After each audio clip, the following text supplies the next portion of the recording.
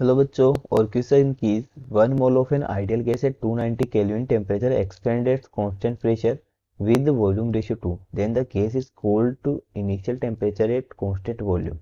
तो हमारे को इसकी इंटरनल एनर्जी और work done by the gas find करनी है।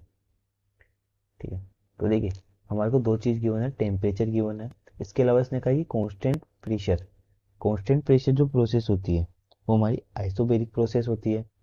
ठीक है, तो यहाँ पर देखा जाए तो कांस्टेंट प्रेशर यानी कि delta P is equal to 0 है, और डेल्टा वी यानी कि अगर यहाँ पे देखा जाए तो कांस्टेंट वॉल्यूम प्रेशर है, तो कांस्टेंट वॉल्यूम मतलब डेल्टा वी अगर कांस्टेंट है तो ये तो हो गई आइसोबेरिक।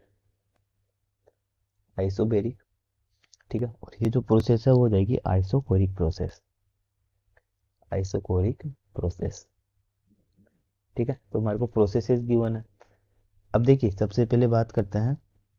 ठीक है, तो डेल्टा यू निकालेंगे तो डेल्टा यू कितना हो जाएगा, जो यू हमारी इंटरनल एनर्जी जो होती है function of n C V delta T, function of temperature होती है, यानी कि टेम्परेचर पर डिपेंड करती है।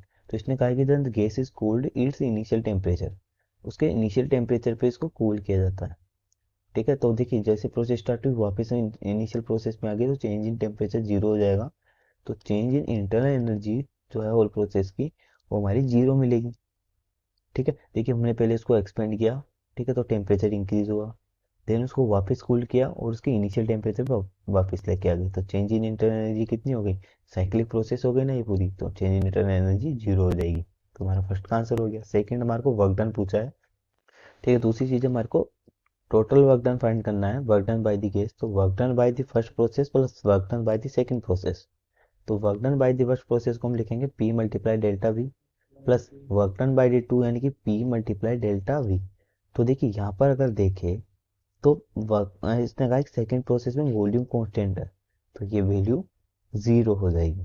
ठीक है, तो वर्क डन जो हमारा इक्वल टू हो जाएगा पी डेल्टा वी के लिए।